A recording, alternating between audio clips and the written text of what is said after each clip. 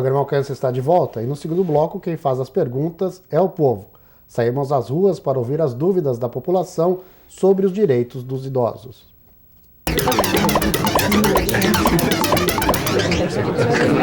Eu me chamo Francisco Durval Costa Machado, sou advogado. Gostaria de saber o seguinte, da Promotoria de Justiça. Por que os idosos não são tão respeitados na íntegra em relação aos seus direitos como deveriam, principalmente em relação, por exemplo, às vagas que são ofertadas para ele. O que é que a promotoria poderia fazer no sentido de garantir mais eficácia quanto a esses direitos? Bom, a questão do desrespeito às vagas, seja nos estacionamentos, seja no transporte coletivo, tem muito a ver com a educação da população. Nós vemos seguidamente jovens sentados nos bancos dos coletivos que estão identificados para idosos ou pessoas portadoras de deficiência e com dificuldade de que o idoso consiga acessar esse lugar. Temos recebido muitas reclamações. Então, as pessoas que verificarem isso acontecer, é bom que se dirijam ao motorista ou ao próprio inspetor da empresa para que isso não volte a acontecer. Se não conseguir uma solução para isso, a desejável, pode realmente encaminhar uma reclamação para a ouvidoria do Ministério Público ou comparecer à promotoria. Outra situação bastante típica é a questão das vagas nos estacionamentos. Nós estamos cansados de ver, não só nas ruas, mas nos supermercados, pessoas que não são idosas ocuparem essas vagas, principalmente quando há muito movimento. Isso é muito atrelado à questão da educação da população, em saber que ela não deveria acessar esse espaço, porque se existe a vaga e ela está bem próxima do acesso, por exemplo, ao shopping, se isso está no shopping ou no supermercado, é porque ela tem mais dificuldade de locomoção, né? E não é porque não esteja aí no momento, que é só uma olhadinha rápida, que é só uma subidinha rápida, é só tirar um dinheirinho no caixa do banco, que ele não estará infringindo nesta norma. Promotora, no caso de alguém presenciar um caso desses de desrespeito a esses direitos, a gente sabe que às vezes as pessoas pensam, nem vou procurar porque vão me incomodar ou não quer. Mas se ela tem alguma forma de concretizar na sua representação, no seu contato com o promotor, olha, tem uma foto aqui, o que acontece com essa pessoa que realmente não respeitou esse direito? É possível, ela está passível de algum tipo de punição? Bom, essa pessoa que desrespeitou, teríamos que ver, então, a legislação de cada um dos municípios, para verificar se prevê alguma multa, alguma advertência, alguma situação assim. Mas o simples fato dela comparecer ao Ministério Público, ter que justificar porque tomou aquela atitude, nós consideramos que já é uma medida apropriada, que a pessoa vai pensar mais de uma vez quando aparecer a vaga do idoso e ele pensar em utilizá-la. Ok. Vamos então ouvir mais uma manifestação do povo. Não tenho um plano de saúde, recebo um salário mínimo e meus remédios são caros, porque eu tenho um problema de artrose. E uma consulta que a gente vai marcar no SUS, 3, 4, 5 meses, e a gente ainda não consegue.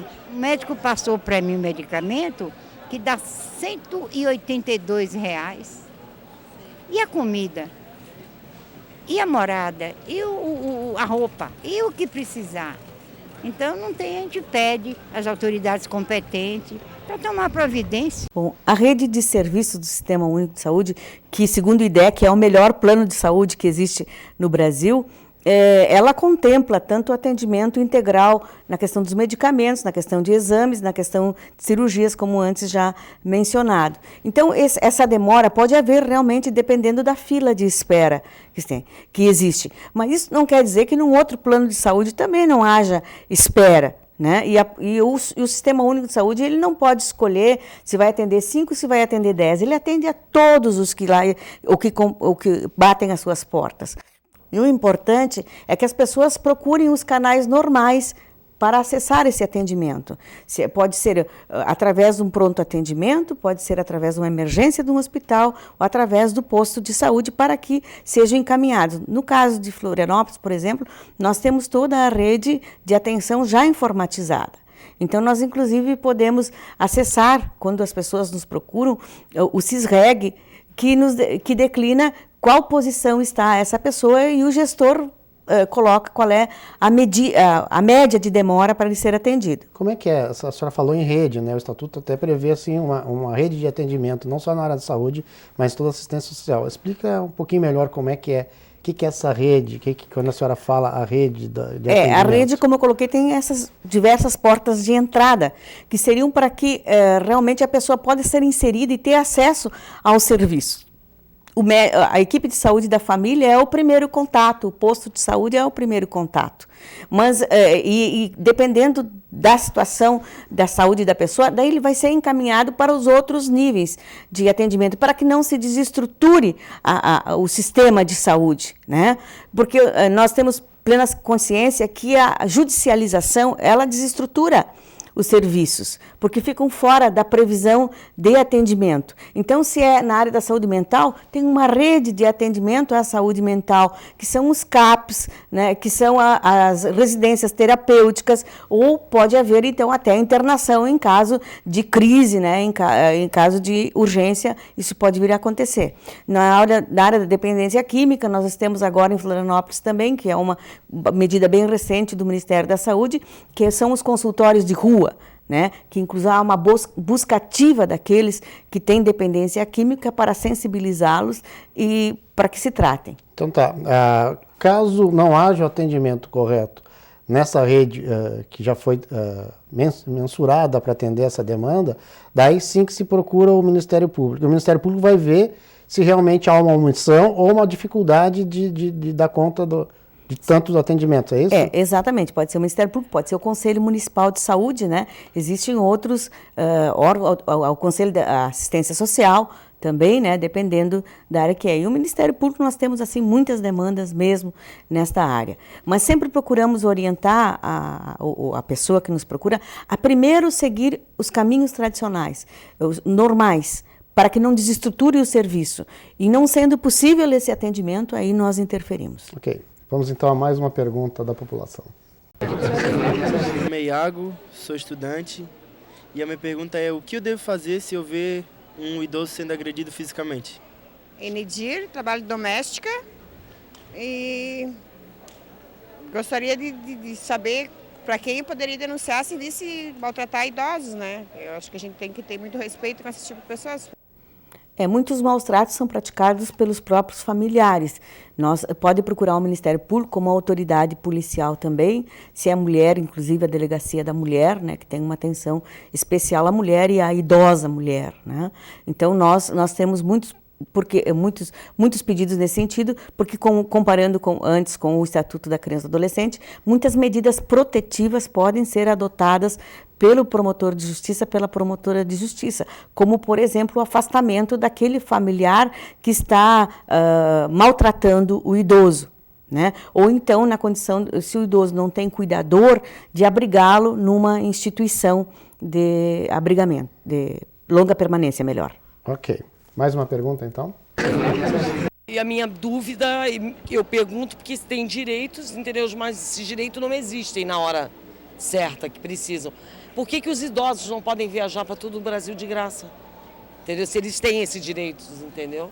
Livilson Corrêa, de Joinville, funcionário público. Senhor promotor, a Constituição Federal de 88 estabelece e prevê o direito garantido ao idoso a partir de 60 anos, a passagem gratuita nos municípios a partir de 65. A minha dúvida é o seguinte: seria possível, sem o subsídio do município, nós diminuirmos a faixa etária para 60 anos?